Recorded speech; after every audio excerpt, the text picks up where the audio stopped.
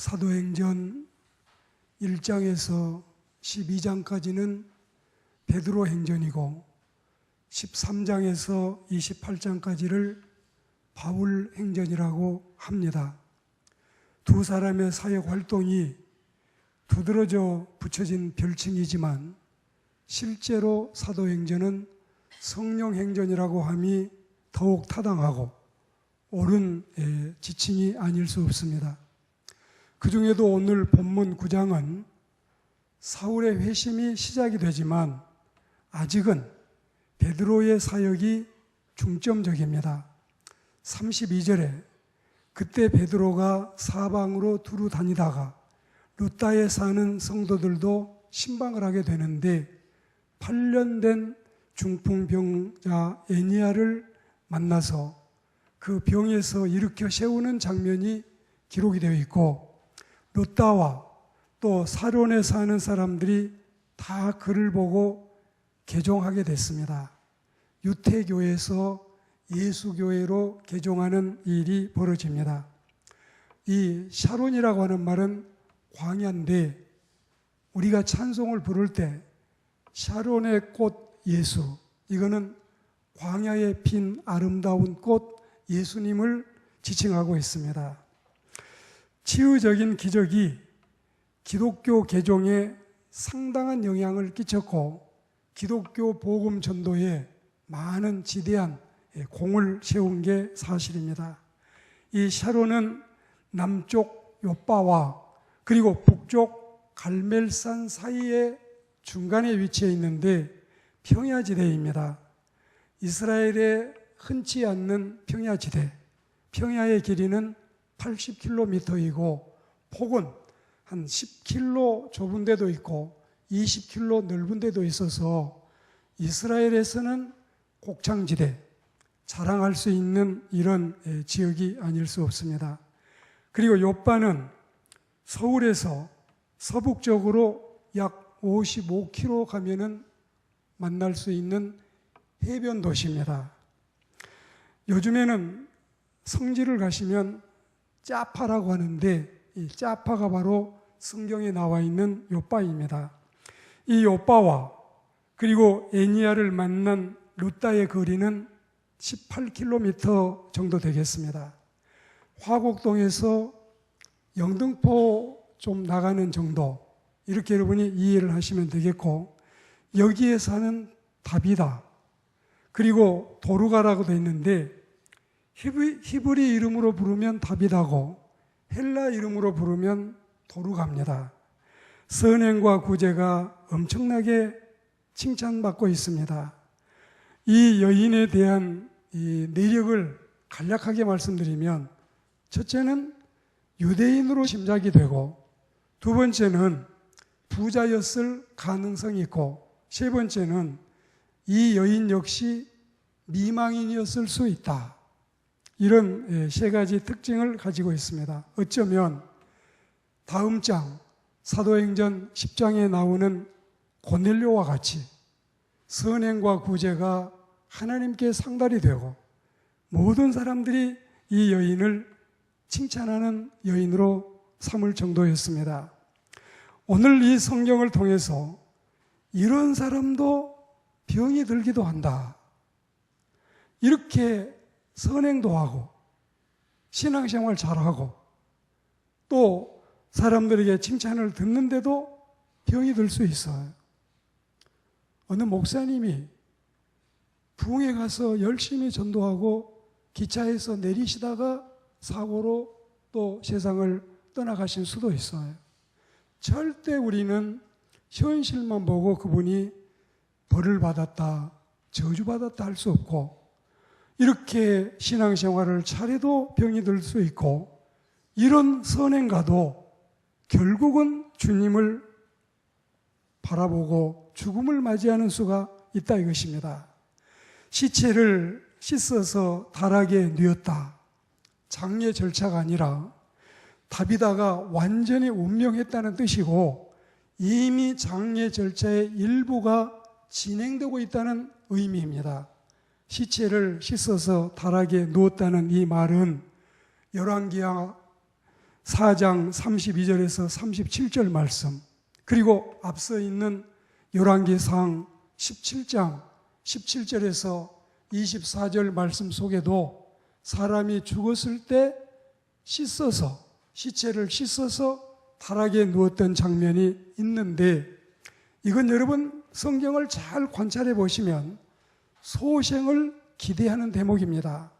시체에 이 사람들의 전통대로 하자면 향유를 발라야 완전히 덜 죽은 사람도 죽을 정도로 향유가 몸에 이제 치명적인 영향을 끼치는데, 향유를 바르지 않았다는 것은 소생을 기대하고 있다는 뒷받침이 되겠습니다. 즉시 하나님의 종을 불러내는 것도 볼 수 있는데 살려낼 수 있으리라는 믿음을 엿보고 있습니다. 다비다가 선행을 많이 해서 주위 사람들로부터 존경을 받았다는 점에서 주위 사람들 그리고 동료 신자들은 무슨 수를 써서라도, 우리식으로 하자면 이 탁원사님, 이 도건사님을 살려내야 되겠다. 무슨 수를 써서라도 우리가 한번 이분의 소생을 위해서 최선을 다해보자. 그런 마음으로 이제 38절에 보면 제자들이 두 사람을 보냅니다.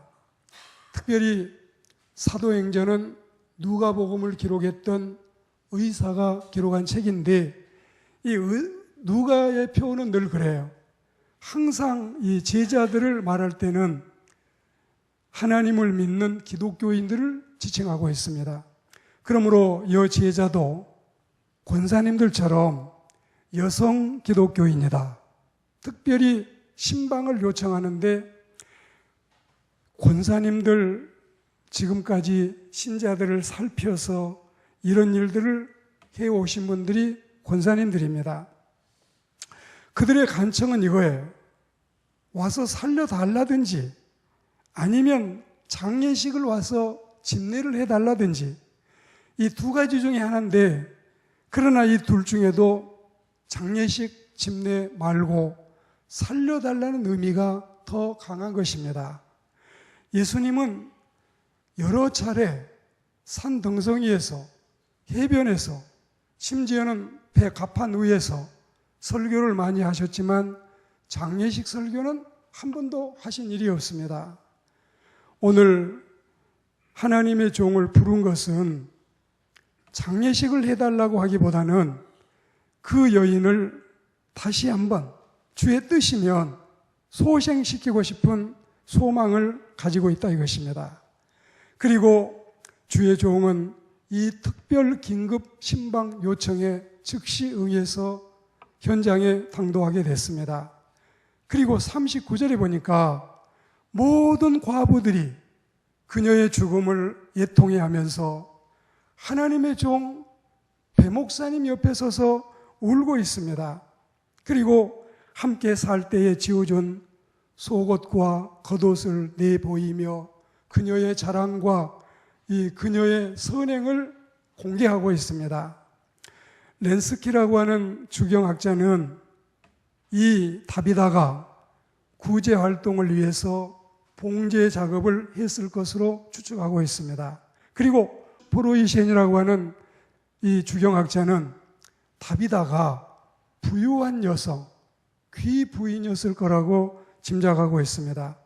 혹은 다비다가 생전에 입던 옷을 내보이면서 그녀를 추모했을 가능성도 있기는 있다. 그렇지만 그녀가 지었거나 사다가 나누어 준 옷을 보여주면서 이 옷도 우리 다비다 권사님이 지어준 거예요. 이 옷도 다비다 권사님한테 받은 선물이에요. 이분 이렇게 많은 사람을 옷을 지어 입히고 우리에게 선행을 베풀었어요. 우리는 교회 생활에서 어느 남성 신자가, 어느 장로님이 옷을 많이 가져와서 이걸 또 다른 분들이 입기도 하고 또 나누기도 하고, 그러면 우리 교회 보면 이계숙 교우님이나 정영숙 교우님이나 이경신 집사님이나 이런 옷을 다 입고 저에게 자랑을 해요. 이거 다 교회에서 받은 거예요. 이거 다 장로님이 가져온 거고 권사님들이 나누어준 거예요. 얼마나 여러분 눈물이 나게 고맙고 감동스러운지 모르겠습니다. 자신의 입은 옷을 가리키면서 고마워하는 이 모습. 그리고 40절에 보면 하나님의 종도 신방을 갔다가 오히려 많은 감동을 받고 이러했구나. 이 분이 이렇게 선한 일을 많이 했구나. 하나님, 당신의 뜻이라면 다시 한번 이 여인을 일으켜 주십시오. 그리고 하나님께 기도했을 것은 틀림이 없고 나중에 기도가 맞춰지고 다비다야 일어나라. 이건 여러분, 이게 한국식 표현이에요. 그리고 또 이게 좋은 표현이라고 볼 수 없어요. 저는 생각할 때 저도 42년생 누님과 44년생 누님과 50년생 누님이 계시기 때문에 사실은 이 누님들 앞에서 제가 올라오기 전에 마음을 먹었어요. 엎드려서 절하면 너무 당황해 하시겠지. 거수경리하면 군인도 아닌데. 그래서 제가 공손하게 우리 누님들 그동안에 섬기고 수고하느라고 애쓰셨다고 경의를 표하고 싶어요. 오늘 우리는 하나님의 종이 예수님과 비슷하게 그 선생에게서 배운 제자이기 때문에 그대로 시행을 하고 살려내는 대목에서 다비다야 일어나라. 지금 이 분들은 연세가 다 어머니까지는 아니어도 누님들이고 큰 누님, 왕 누님들이기 때문에 베드로는 아직까지 젊은 사역자라고 볼 수 있다면 이 번역 자체가 다비다 누님, 주님의 이름으로 명하노니 빨리 일어나세요. 빨리 일어나세요. 오늘 장례식 하는 날 아니에요. 누님 벌떡 일어나세요. 얼마나 많은 동료 신자들이 누님이 다시 살아나고 소생하기를 기대하고 있습니까? 이런 마음으로 외쳤을 것입니다. 꼭 성경에 보면은 사도 바울은 너희들 이리 해라 저리 해라.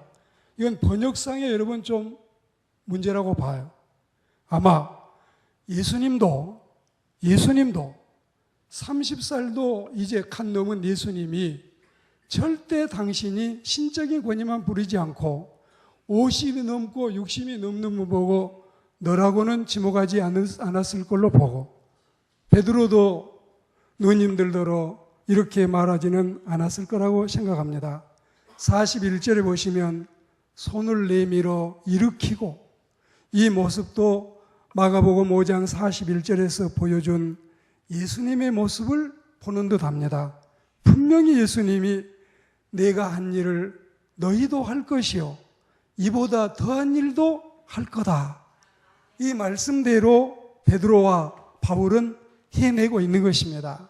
심지어 예수님은 현장에 가서 진흙을 이겨가지고 눈에 바르기도 하시고 또 말씀으로 가지 않는 상태에서 일으키기도 하셨는데 심지어 성경에 보면 예수님의 제자들이 흔히 사용하던 손수건, 이 행거치프 이것만 가지고 이 다른 사람이 그 가져가서 환자의 이 환부에 얹어도 그 병이 나았다는 기록이 있는 걸 보면 우리는 분명히 제자들이 예수님께서 말씀하신 대로 내가 한 일을 너희도 할 거다. 그리고 어떤 경우에는 나보다 더한 일도 할 거다. 이게 여러분 그대로 이루어졌다고 봅니다. 예수님이 제자들은 너라고 해도 당연하지만 그러나 연세 많은 분들은 절대로 여러분 예수님이 너라는 표현보다는 서양 말에 그렇잖아요.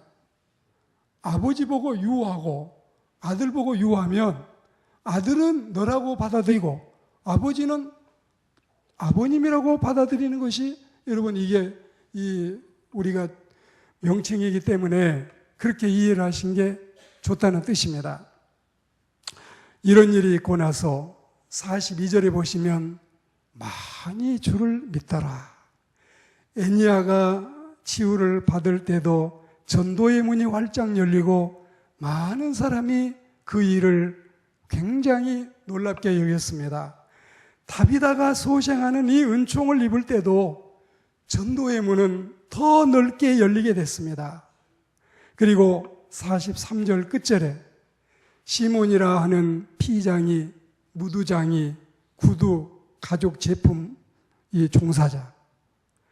오늘 제가 이 피장 시몬의 집에 다녀왔던 사건을 책에도 기록을 했지만 그 집에 갔을 때 문은 나무 문이 꽉 닫혀 있고 한참을 두드리다가 나중에 옆에 사람이 잠깐 점심시간에 자리를 비운 것 같더니 당신도 가서 점심을 먹고 오면은 틀림없이 이 사람을 만날 수 있으리라. 그 말을 듣고 제가 시간을 더 다른 데서 있다가 다시 오니까 이 나무 대문 문을 두드리니까 아니나 다를까 한 아저씨가 나왔는데 명함을 주는데 미스터 앤 미세스 짜카리안, 이 JAKARIAN 이 당신의 명함을 저에게 줬습니다.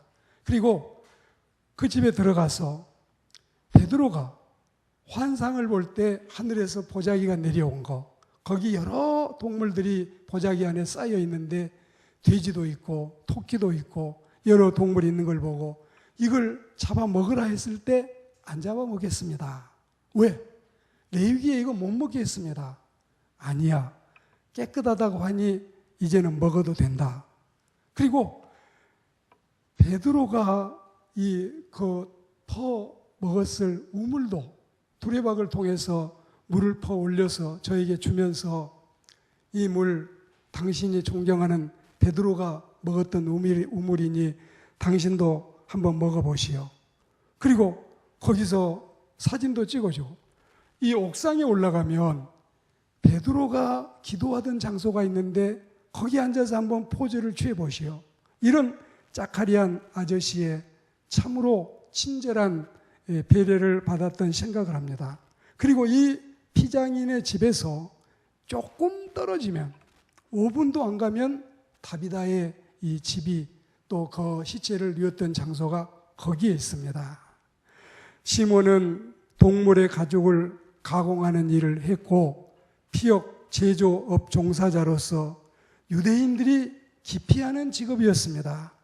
아주 세리도 그렇고 창기도 그렇고 그리고 이 피역을 다루는 일도 아주 기피했는데 예수님이 세리를 박대하지 아니하듯이 삭개오나 마태를 부르셨던 것처럼 베드로도 이런 피역 제조업자와 상종하고 그 집에 들어가서 월세를 냈는지 아니면 그냥 방을 하나 제공했는지는 몰라도 그 집에서 살고 한 식구처럼 같이 우물물을 퍼먹은 걸 보면 선민의식이나 우월감이 뚜렷한 유대인들에게는 많은 깨우침이 되지 않는가 이런 생각을 합니다.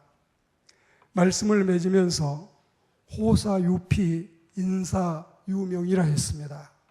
호랑이는 죽으면 가죽을 남기고 사람은 죽으면 이름을 남긴다 했는데 다비다는 자신의 죽음 앞에서도 이름을 남겼고 선행을 남겼고 이런 인심을 썼기 때문에 많은 호환 이웃을 남겨서 죽고 나서도 다시 한번 소생할 수 있는 은혜를 누리게 된 것입니다. 32년 전에 방문했던 피장 시몬이의 집 미스터 앤 미세스 짜카리안 그 이름과 그분들의 얼굴이 지금도 아련히 떠오르고 있습니다. 사랑의 햇빛은 미움과 질투의 병균을 다 죽인다 했습니다. 복음의 능력은 어둠의 온 땅을 비추어 다 밝힌다 했습니다. 그리스도인들이요. 오늘은 다비다의 이야기지만 이건 한 여성의 이야기가 아니라 우리 모두가 이런 아름다운 신앙의 모습을 본받고 닮아야 할 줄로 믿습니다. 우리도 사랑과 복음으로 이 어두운 세상을 밝히는 그리스도인들이 되어보지 않으시겠습니까?